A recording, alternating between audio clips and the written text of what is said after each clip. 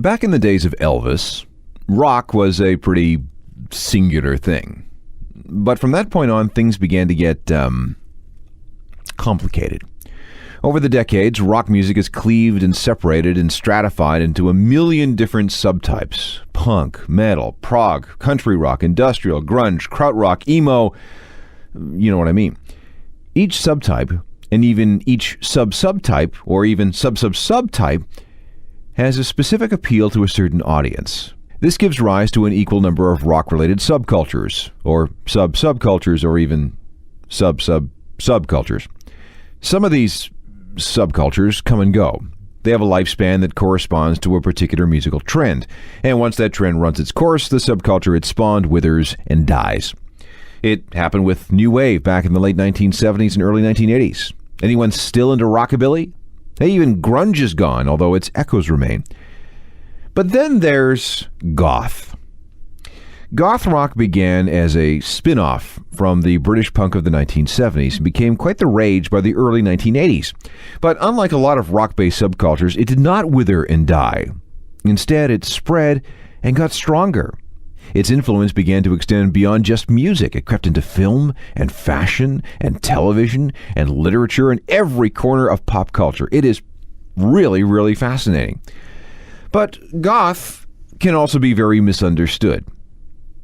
I mean, let's face it, the look and sound of goth can be a little scary and intimidating to the uninitiated. And just like every subculture, it's the crazies, the extremists, that bring a bad name to everyone. And that is just wrong.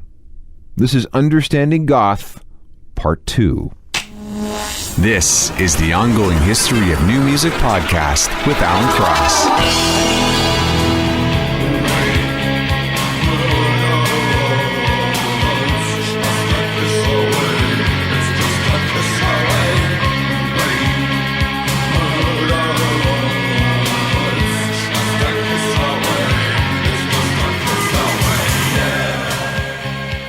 The Sisters of Mercy with their version of the Stones' Gimme Shelter, a classic goth rock single from 1983. The singer is Andrew Eldridge. He's sometimes called the godfather of goth, and with a voice and delivery like that, you can see why. Welcome again, I'm Alan Cross, and this is the second half of a program designed to shed some light on the undead aspects of goth rock. And I mean this with the greatest amount of respect. Goth is one of the strongest, most solid, most widespread of all the subcultures in rock, and it's worldwide. You have your traditional goths and your neo-goths. Mall goths, mini-goths, and baby bats are teenagers who are too young to get into the goth clubs. Mansonites are followers of Marilyn Manson, which, depending on the viewpoint, might be a good thing or an insult. You may also be called a spooky kid if you have a Manson thing going on. In Los Angeles, the word death rock was thrown around for a while. If you're an Australian, you're a Gauguin. In Spain, you might be called a cucaracha. In Italy, the term is dark. There are goth scenes in France and Belgium, Scandinavia, Russia, Japan, and New Zealand. In short, goth is pretty much everywhere you find rock music. On part 1, we looked at how goth came to be in the late 1970s, and then we followed the development of what can be best described as first-generation goth, which extended to about 1985, so we're going to move forward from there. By the middle part of the decade, goth had spread far beyond just its birthplace in the UK. It was carried on the wings of music: Sisters of Mercy, Susie and the Banshees, and The Cure. Now, there is a big debate as to the goth purity of both the Banshees and The Cure among the faithful, and both bands have, at one time or another, distanced themselves from the goth label. But the dark music, the themes of introspection, and the fashion have inextricably linked both the Banshees and The Cure to goths. And whether they were goth or not is irrelevant. Once discovered, both bands inevitably led back to the same place.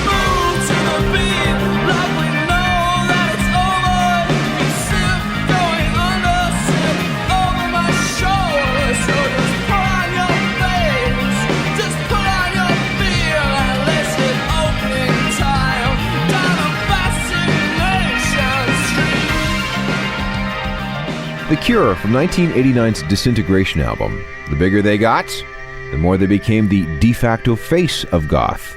They might not have liked the goth classification, and some hardcore goths might disapprove of them being included under this umbrella, but let's face it, the goth scene probably would not be what it is today without Robert Smith, whether he wants to admit it or not. Goth also wouldn't be where it is today without David Bowie.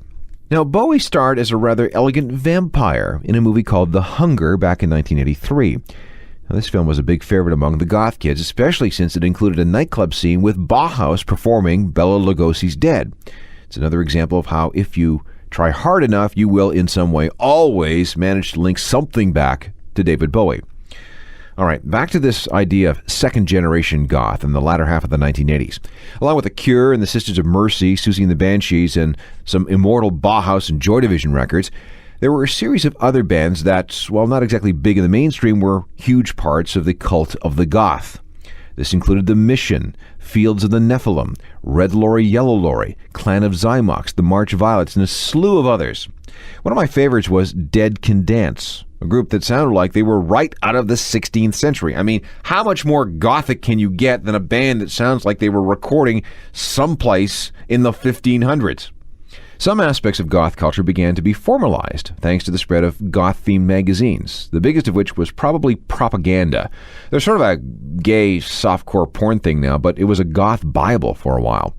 Mainstream music publications, most notably The Enemy and The Face, both out of the UK, began to pay more attention, drawn largely out of the fashion sense of the whole thing. There's something really appealing and alluring about the goth look. And goth itself began to cleave and stratify as it found ways to adapt to different musical, cultural, and fashion environments. 4AD was a record label that specialized not only in goth, but in something closely related. In America, there was a label called Cleopatra, dedicated entirely to the scene. Germany saw a bunch of different goth labels pop up. Goth infected a number of post-new wave technopop bands too, turning them from happy, bouncy, and lightweight to dark and powerful and even sinister. Now, Depeche Mode did not begin as a goth band, nor were they ever really goth. But as the 1980s wore on, they were influenced by this music and ended up selling a gazillion records as a result. And once again, many who discovered Depeche Mode during this era of their career were led to the source of this darkness. And once again, goth grew.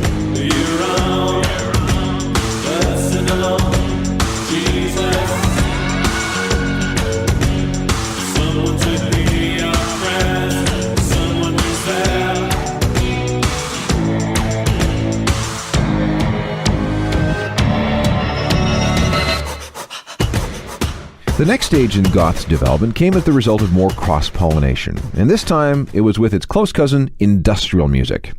And then the ultra-crazies came in and screwed everything up for everyone, but more on that in a second. Here's the situation in my house. 5 days out of 7, I am the person in charge of dinner. My wife works downtown in an office and doesn't get home until way after 6, and when she does, she's obviously in no mood to cook, so this is my job. Delegation of labor, you know. The problem is that I'm busy too, and I can be in and out of the house all day.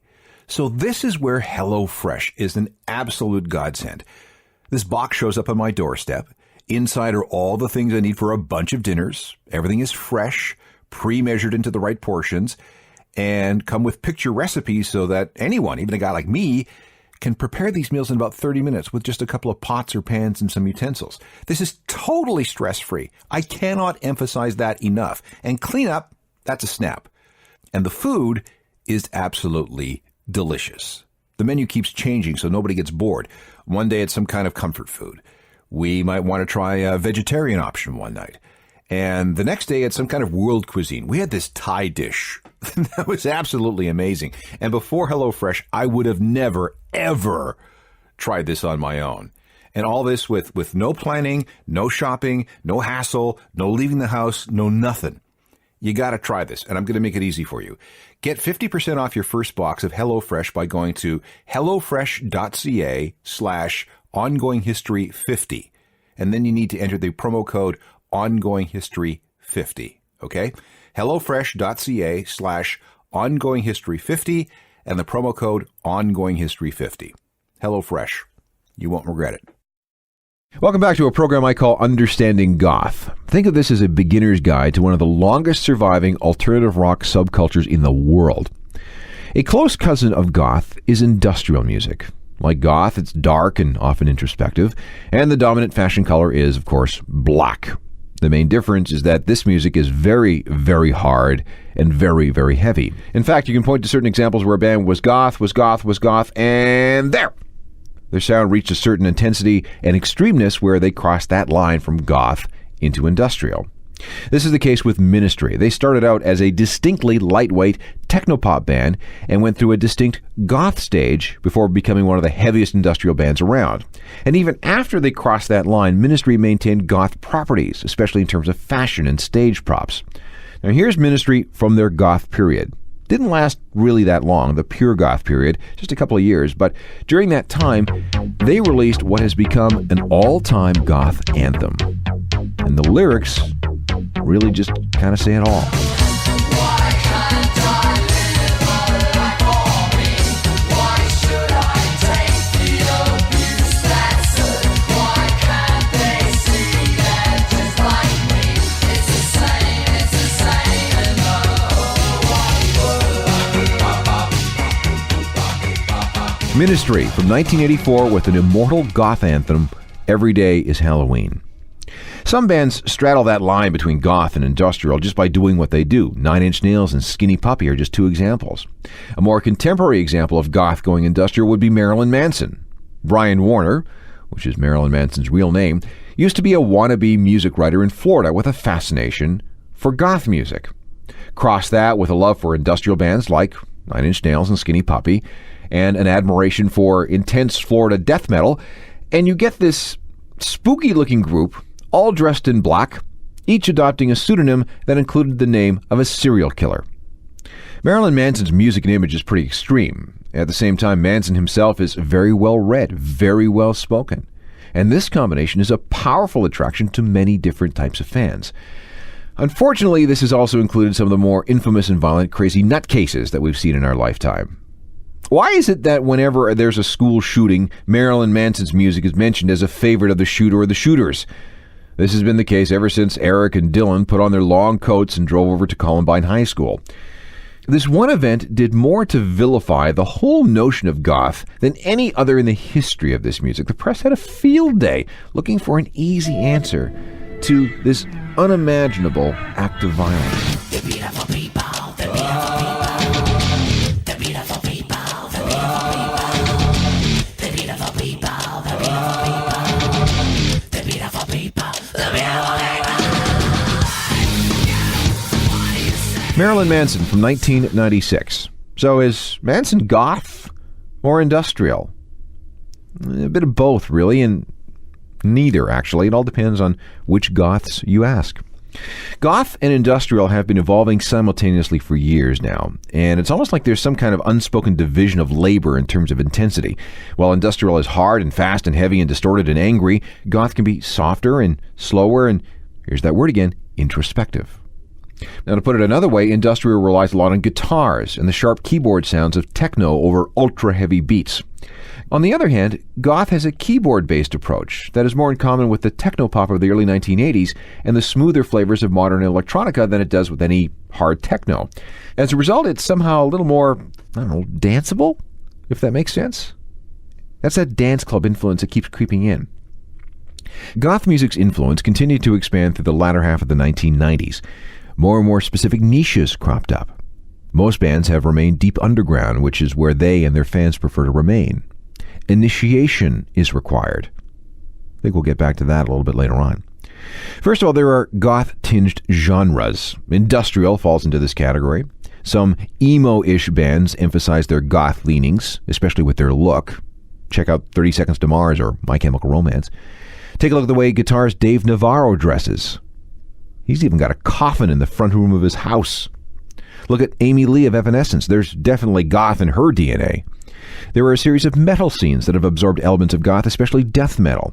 All you have to do is check out any albums by Deicide, Cannibal Corpse, or some of those fun groups out of Scandinavia. You know, the ones whose members and followers kill each other and burn down churches? Same thing with doom metal, which is slow and intense. And then blackened death metal. Yeah, blackened death metal, which intends to invoke Satan a lot. They're a lot of fun. And then there are the purists, the so-called death goths. these are the performers and fans that are faithful to the original musical, fashion, and lifestyle aesthetics first created at the end of the 1970s. And the guitar to these people, very important instrument. Bauhaus and Joy Division are big with these people. New York's Interpol is a part of this scene. Let's hear something from them and you'll see what I mean. This is from their 2002 album called Turn on the Bright Lights. This is PDA.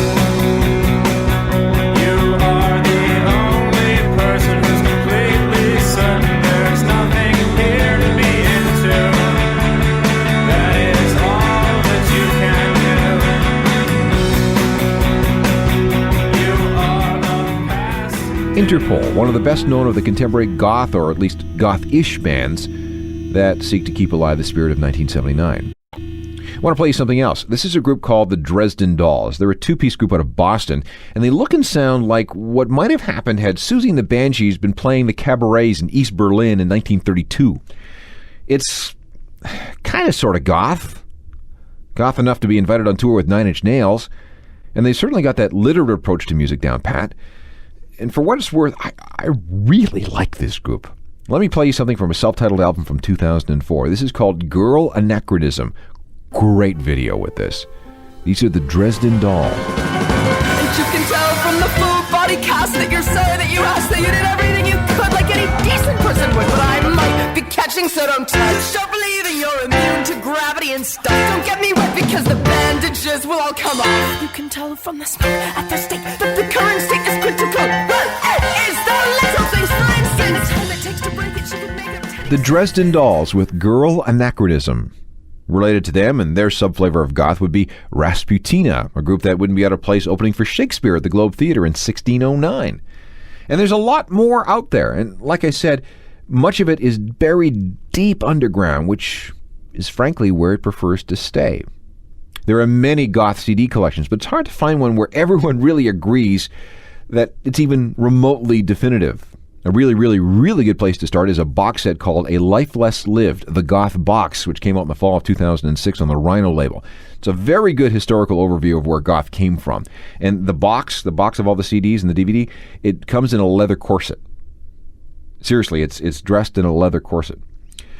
The best way to seek out all the different contemporary goth bands is through labels that specialize in this music. A good American label is Metropolis Records. Love this name too. Dancing Ferret Records. And there are tons and tons of magazines worth checking out. There's Drop Dead magazine, there's Gothic Beauty, that's another, and a bunch of other fanzines. And if you're interested in learning more, be prepared to debate and defend. If you're going to be initiated and accepted, you'd better know your stuff. Goth rock may be one of the longest surviving of all the post-punk genres. But it's also one of the least understood, or at least by the general public and the mass media. On the surface, it can be scary and intimidating if you don't understand and appreciate the culture that goes along with it. And it doesn't help that the only time it seems to get any kind of widespread attention is when some gun-wielding nutcase goes on a rampage and someone decides to check on what this dude had on his iPod. Whoa! He listened to Marilyn Manson and some of that other weird stuff where everybody looks like they're perpetually going to a funeral. Hey, these people are fascinated with death. They must embrace death and wish death upon others, and etc., etc., etc. The truth is that the vast, vast majority of people associated with goth culture are gentle, literate people who just like to hang out with like-minded folks. Kind of sounds like any other musical scene, doesn't it? And look how goth fashion is spread throughout pop culture. Movies, TV, mainstream fashion, literature, art. Goth has been around for decades, and it is not going away anytime soon. Get used to it, and please, ignore the crazies. Technical production is by Rob Johnston. I'm Alan Cross. You've been listening to the Ongoing History of New Music podcast with Alan Cross. Subscribe to the podcast through iTunes, Google Play, Stitcher, Spotify, and everywhere you find your favorite podcasts.